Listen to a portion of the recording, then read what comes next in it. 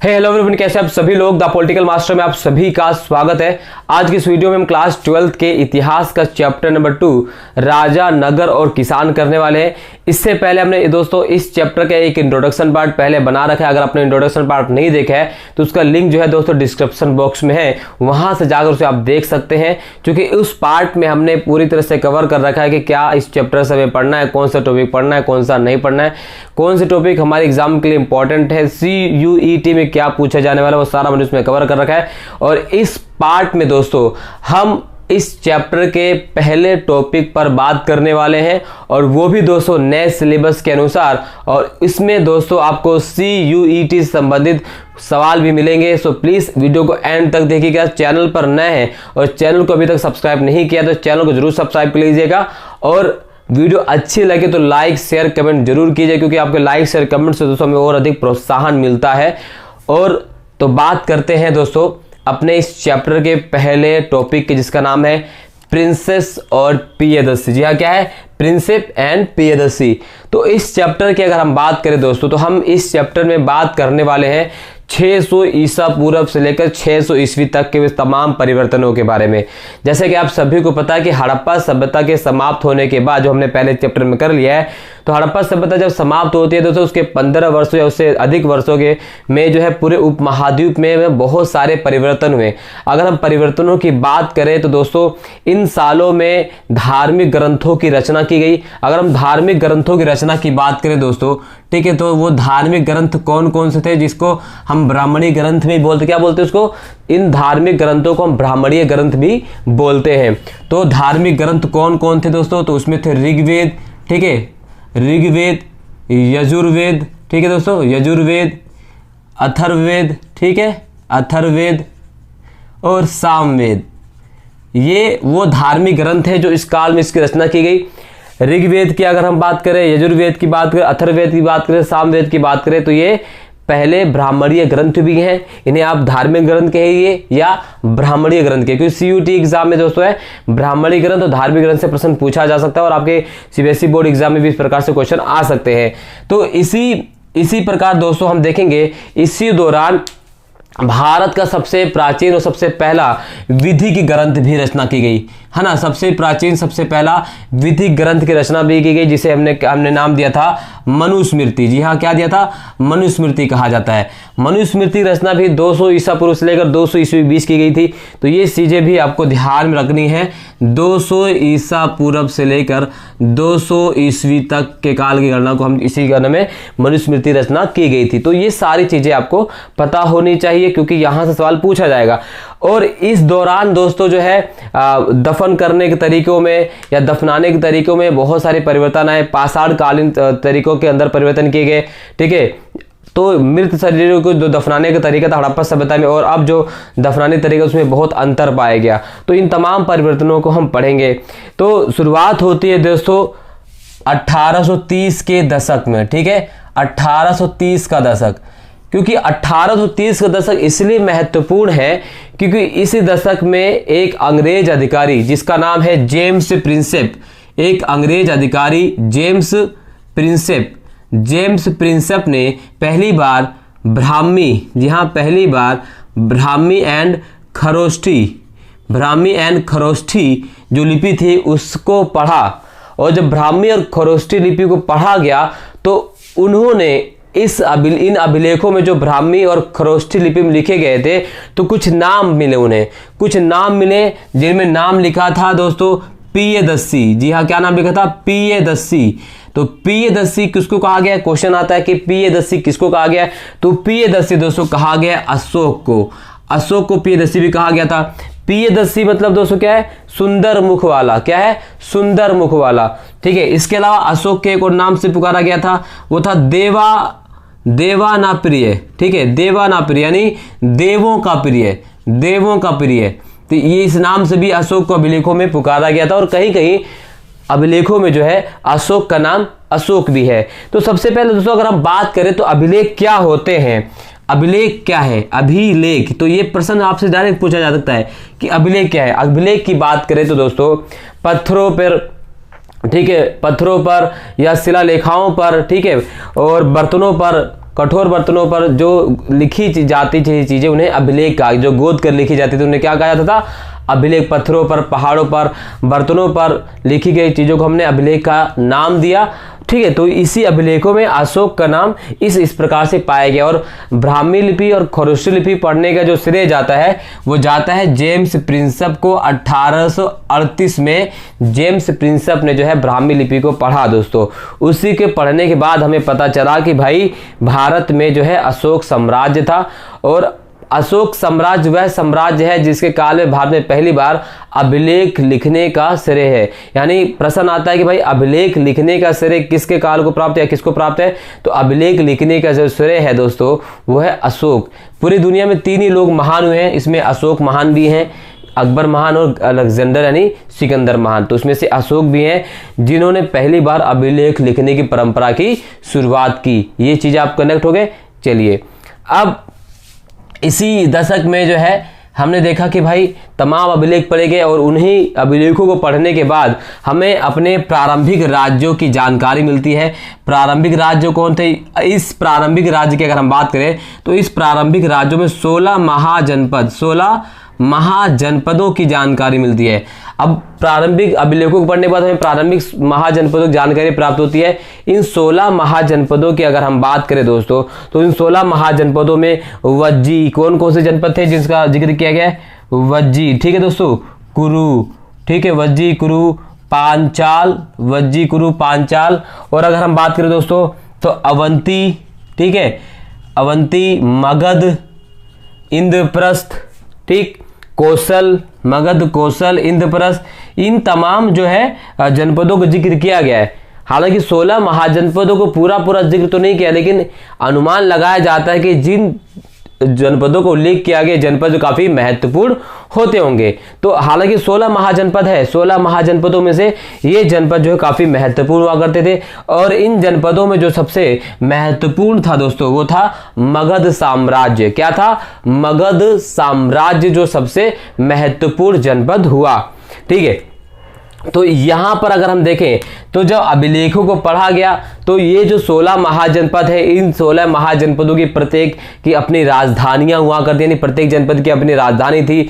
जो राजधानी किलों से, यानी चारों तरफ से, मान लेते हैं कि एक राजधानी है, ये जो राजधानी है तो इस राजधानी को चारों तरफ से किलों से घेरा गया था। ठीक, और साथ ही साथ अब इतना बड़ा जो साम्राज्य था, इस साम्राज्य को क्या कोई राजा अकेले शासन करता था या अलग अलग प्रकार से शासन करने की जिम्मेदारी लोगों को बांट दी गई थी? चाहे वो गढ़ और संघ, गढ़ और संघ का जिक्र किया गया है तो क्या गढ़ और संघ के माध्यम से समूहों में समूहों के अंदर शासन किया जाता था या तरह तरह की और चीजें होती थी? तो ये चीजें जो है एक सोचने की और दोस्तों रिसर्च करने का विषय है। वो बाकी रिसर्च तो हो ही रहा है, बट हमें क्या जानना है कि 16 महाजनपद कौन थे, और 16 महाजनपदों में जो सबसे महत्वपूर्ण जनपद है वह है मगध। अब अगर मगध जनपद सबसे महत्वपूर्ण है तो इसके पीछे कुछ तो राय वो हो गई दोस्तों कि मगध जनपद इतना शक्तिशाली क्यों था। तो मगध इतना शक्तिशाली क्यों था अगर हम बताएं तो दोस्तों मगध शक्तिशाली, मगध की बात करें तो 16 महाजनपदों में जो सबसे शक्तिशाली था वो क्या था? मगध। अब मगध इतना शक्तिशाली क्यों था? तो अगर हम मगध की बात करें तो मगध दोस्तों आधुनिक क्या है? बिहार, आधुनिक बिहार, यानी पहले बिहार का नाम क्या था? मगध था। और मगध की जो राजधानी थी दोस्तों वो पहली राजधानी थी राजगाह। ठीक है, राजगाह, जिसे अगर हम वर्तमान रूप में बात करें दोस्तों तो इसे राजगीर कहा जाता है। क्या कहा गया है? राजगिरी या राजगीर भी कहा जाता है इसे। ठीक है, राजगीर या राजगिरी के नाम से भी जाना, कहीं कहीं से फिर राजगृह भी कहा गया है। ठीक है, तो राजगाह का जो शाब्दिक अर्थ होता था वो था राजाओं का घर। क्या होता था? राजाओं का घर। और ये मगध साम्राज्य की पहली राजधानी थी। उसके बाद मगध साम्राज्य की जो दूसरी राजधानी बनती है वो बनती है 4वीं शताब्दी में। कब बनती है दोस्तों? 4वीं शताब्दी में। वो है पाटलिपुत्र। क्या है? पाटलिपुत्र। पाटलिपुत्र का अगर वर्तमान नाम दे तो वर्तमान नाम इसका पटना है।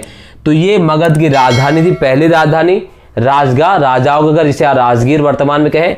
तो दूसरी राजधानी 4वीं शताब्दी ईस्वी में बनाएगी, वो थी पाटलिपुत्र, आधुनिक पटना। तो इस तरह से सवाल आपसे पूछे जा सकते हैं और चीजें आपको पता होनी चाहिए दोस्तों। अब मगध इतना शक्तिशाली क्यों था? अगर हम मगध की बात करें तो वर्तमान जो मगध पड़ता है तो बिहार और झारखंड देखें तो बिहार और झारखंड, क्योंकि बिहार और झारखंड की अगर हम बात करें दोस्तों, ये आज भी जो है प्राकृतिक संसाधनों से परिपूर्ण है। कोयला लोहे के भंडार यहाँ पर प्रचुर मात्रा में पाए जाते हैं। तो उस समय में भी जो है मगध साम्राज्य के दौरान जो उसमें क्या होता था, तो यहाँ पर लोहे की खदानें थी, लोहे की खानें थी, जिससे मगध साम्राज्य के जो लोग थे वो लोहा निकालते थे और लोहे से अस्त्र का प्रयोग यानी शस्त्र बनाया जाता था। क्योंकि अगर हम देखें हड़प्पा सभ्यता में तो वहां पर लोहे का प्रयोग नहीं किया, लोहे के विकास नहीं था। इस पहली बार लोहे के विकास होता है, तो यहाँ पर लोहे का प्रयोग जो शस्त्र बनाने के लिए किया गया, जो यहाँ पर प्रचुर मात्रा में उपलब्ध था। तो एक वजह ये थी कि खाद्यान्न के रूप में वहां पर काफी लोग शक्तिशाली राज्य था और वहां शस्त्र बनाने के लोहे उपलब्ध थे। इसके साथ साथ देखेंगे तो बिहार और झारखंड के आसपास इलाकों में काफी जंगल थे दोस्तों, है ना, चारों तरफ काफी जंगल थे। तो इस जंगलों में हाथी और अन्य प्रकार के जानवर वहां पर उपलब्ध थे, जिनका प्रयोग जो है सेना के अंदर किया जाता था। तो सेना का प्रयोग हाथी का प्रयोग करते, तो हाथी की काफी शक्तिशाली था उस समय। तो प्राचीन काल में मिसाइल बंदूक ये सब थी नहीं, जिसके पास सेना के पास ज्यादा हाथी थे वही सेना ज्यादा शक्तिशाली होती थी। तो मगध ज्यादा शक्तिशाली था क्योंकि उस पर हाथी था। इसके अलावा मगध की देखें तो यहाँ दोस्तों गंगा नदी प्रवाहित हुआ करती थी, तो जिससे आवागमन का अच्छा रास्ता उपलब्ध था, व्यापार का साधन उपलब्ध था। तो नदी के किनारे बसे होने की वजह से तो यहाँ आवागमन भी आसानी से होता था और साथ ही साथ यहाँ आसपास खेती भी अच्छी होती थी। क्योंकि जब नदी है तो नदी के आसपास की जो मिट्टी क्या होती है, उर्वरक होती है, ठीक है, उर्वरक होती है तो उत्पादन ज्यादा होता है। तो जब उत्पादन ज्यादा होता है तो फसल उत्पादन होगा तो राज्य की आय बढ़ेगी। क्योंकि प्राचीन काल में मध्यकाल में आप देखें तो आय का प्रमुख साधन क्या होता था, कृषि, खेती कर, फसल का उगाना ही आय का प्रमुख साधन होता था। तो जितनी अधिक फसल होती थी उतना ज्यादा राज्य को आय मिलता था। तो इस वजह से भी मगध साम्राज्य काफी शक्तिशाली था। इसके साथ साथ मगध के कुछ जो शासक थे, अगर उसकी हम बात करें तो अजात शत्रु हो गए, ठीक है, बिंबिसार हो गए, ठीक है, महापद्मानंद हो गए। तो ये वो शासक थे जो बहुत ज्यादा महत्वाकांक्षी थे और इन्होंने मगध साम्राज्य को काफी शक्तिशाली बनाया।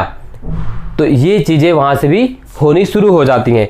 तो अजातशत्रु, बिंबिसार, महापद्मानंद, तो इस वजह से जो है इनकी वजह से भी मगध काफी ज्यादा शक्तिशाली साम्राज्य था इन 16 महाजनपदों में, राइट। तो ये वजह है मगध के शक्तिशाली होने का। आई थिंक ये टॉपिक भी आप अच्छी तरह से समझ चुके होंगे। मगध इतना शक्तिशाली क्यों था, क्या कारण थे, कारण मैंने आपको बता दें। यहां से सवाल जरूर पूछेगा, CUET में पूछेगा वर्तमान में मगध का नाम क्या है, मगध की पहली राजधानी क्या है, मगध की दूसरी राजधानी कब बनाएगी, इस तरह से जो है प्रश्न आ सकते हैं। चलिए ये टॉपिक क्लियर हो गया। अब हम बात करते हैं अपने नेक्स्ट टॉपिक का, जो है आरंभिक साम्राज्य। आरंभिक साम्राज्य की अगर हम बात करें दोस्तों, तो आरंभिक साम्राज्य में आता है वो है मौर्य साम्राज्य। मौर्य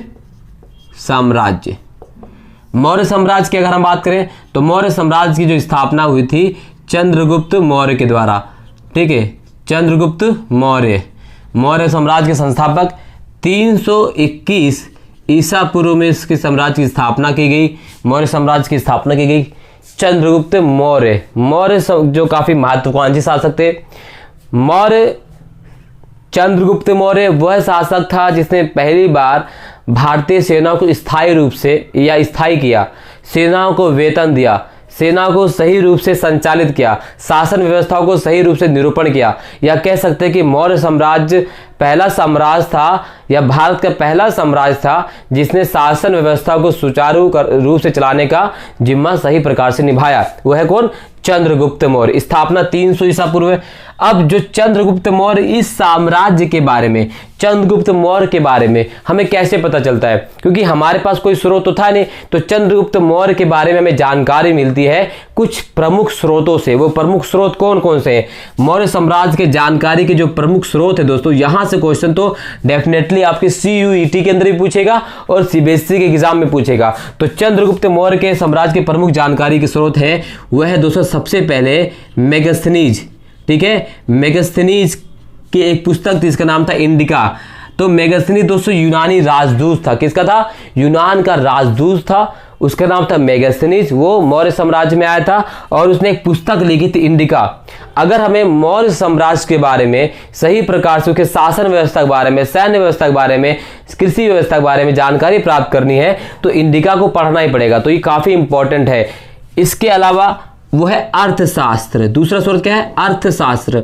अर्थशास्त्र के रचयिता कौन है? तो अर्थशास्त्र के रचयिता है दोस्तों वो है चाणक्य। कौन है? चाणक्य जी। चाणक्य कह लीजिए ने, विष्णुगुप्त कह लीजिए, क्या कह लीजिए? विष्णुगुप्त कह लीजिए, या आप इन्हें क्या कह सकते हैं? कौटिल्य भी कह सकते हैं, कौटिल्य। तो ये अर्थशास्त्र किस प्रकार की पुस्तक है? तो यह है राजनीति से संबंधित। किससे संबंधित है? अर्थशास्त्र जो पुस्तक है राजनीति से संबंधित है। नाम है अर्थशास्त्र। रचयिता कौन है? चाणक्य, विष्णुगुप्त, कौटिल्य, ये एक ही है। और ये जो चाणक्य है, कौटिल्य है, विष्णुगुप्त है, ये चंद्रगुप्त मौर्य के मंत्री थे। ठीक है, और उन्हीं के माध्यम से ही चंद्रगुप्त ने मौर्य वंश की स्थापना की थी। इसके अलावा ये महत्वपूर्ण चीजें हैं जहां से हमें जानकारी मिलती है। इसके अलावा देखेंगे दोस्तों तो हम जैन धर्म, ठीक है, क्या है? जैन धर्म। जैन धर्म भी है, तो जैन धर्म की बात करें, जैन धर्म के अलावा हम क्या किसकी बात करेंगे? बौद्ध धर्म की बात करेंगे। तो बौद्ध धर्म में, जैन धर्म में अगर हम बात करें तो जैन धर्म की एक धार्मिक पुस्तक है अंगुत्तर निकाय। कौन सी पुस्तक है? पुस्तक नाम क्या है? अंगुत्तर निकाय। इस पुस्तक से हमें जो है बौद्ध मौर्य साम्राज्य के बारे में, 16 महाजनपदों के बारे में पता चलता है। इसके अलावा बौद्ध धर्म की भी धार्मिक पुस्तक, इसका नाम है त्रिपिटक। क्या है? त्रिपिटक। त्रिपिटक की अगर हम बात करें तो त्रिपिटक 3 भागों में बटा हुआ है। इसमें दोस्तों कौन कौन सा? विनय पिटक। क्या है? विनय पिटक, ठीक है, विनय पिटक। इसके अलावा हम देखेंगे सुत्त पिटक और दोस्तों अभिधम्म पिटक, अभिधम्म पिटक। ये 3 पिटक है जिसमें हमें मौर्य साम्राज्य के बारे में और 16 महाजनपदों के बारे में जानकारी मिलती है। और जैन धर्म का एक निकाय है जिसके हम कहते हैं अंगुत्तर निकाय। तो ये वो प्रमुख स्रोत है जिन स्रोतों को पढ़ने से हमें मौर्य साम्राज्य और 16 महाजनपदों के बारे में जानकारी मिलती है। तो ये सारी चीजें हमें कंप्लीट करनी है, क्योंकि मौर्य साम्राज्य जो व्यवहारिक रूप से बहुत बड़ा साम्राज्य है और मौर्य साम्राज्य जो फैला हुआ था दोस्तों वो पश्चिमोत्तर से, कहां से फैला हुआ था? पश्चिमोत्तर से, ठीक है, पश्चिमोत्तर से फैलकर, अगर हम बात पश्चिमोत्तर में अफगानिस्तान, ठीक है, नीचे दक्षिण के राज्यों के अलावा पूरे संपूर्ण भारत तक, यानी अफगानिस्तान से लेकर वर्तमान भारत तक मौर्य साम्राज्य फैला हुआ था। काफी बड़ा साम्राज्य था और इतने बड़े साम्राज्य को सुचारू रूप से चलाने के लिए मौर्य जो सम्राट था जो है मौर्य, उसने काफी ज्यादा अपने आप को सही किया, स्थापित किया, लोगों को साथ लेकर चला। इसके अलावा हम देखेंगे तो मौर्य साम्राज्य में जो शासन चलाने की रीति थी, क्योंकि मौर्य साम्राज्य के शासन में से इतनी मजबूत इसलिए थी क्योंकि जब हम मेगास्थनीज की इंडिका पढ़ते हैं या उसकी आप जानकारी प्राप्त करेंगे तो मेगास्थनीज ने अपनी पुस्तक में रखा कि मौर्य साम्राज्य ने अपनी शासन व्यवस्था को चलाने के लिए एक समिति और 6 उप समिति का निर्माण किया था, जिसके माध्यम से सेना का संचालन किया था। प्रथम समिति, द्वितीय, तृतीय, चतुर्थ, पंचम, षष्ठम, सप्तम, इस प्रकार की समितियां थी जिसके माध्यम से मौर्य साम्राज्य जो है अपने शासन व्यवस्था का संचालन करता था। इसके अलावा मौर्य साम्राज्य में दोस्तों अगर हम बात करें तो मौर्य साम्राज्य के राजनीतिक और प्रशासनिक गृह थे, या राजनीतिक जिस प्रकार से वर्तमान में राजधानियां होती हैं, तो मौर्य साम्राज्य ने अपने शासन का संचालन करने के लिए 4 प्रमुख जगहों को चुना था। वो 4 प्रमुख जगह कौन कौन सी दोस्तों थी? वो थी आपका कौशिल, है ना, तोसिल, ठीक है, सुवर्णगिरी और इस प्रकार से वज्जी, ठीक है। ये वो थे मौर्य साम्राज्य के प्रशासनिक राजधानियां जहां से मौर्य साम्राज्य अपने शासन का संचालन करते थे, क्योंकि ये जहां वो जगह थी जहां से वो प्रमुख व्यापारिक केंद्र जहां मौर्य साम्राज्य ने अपने व्यापार का गठबंधन किया या गठजोड़ स्थापित किया। तो वो सारी चीजें इस चैप्टर में हमें पढ़नी है। मौर्य साम्राज्य इतना शक्तिशाली क्यों था, इसके पीछे कौन कौन से कारण थे, राजधानियों को किस प्रकार से बनाया गया था, वो सारी चीजें हम इसके नेक्स्ट पार्ट में करेंगे दोस्तों। इस पार्ट में बस इतना ही। वीडियो पसंद आई तो लाइक जरूर कीजिएगा। चैनल पर नए हैं और चैनल को अभी तक सब्सक्राइब नहीं किया है तो चैनल को जरूर सब्सक्राइब कर लीजिएगा, बेल आइकन को प्रेस कर लीजिए। धन्यवाद, जय हिंद।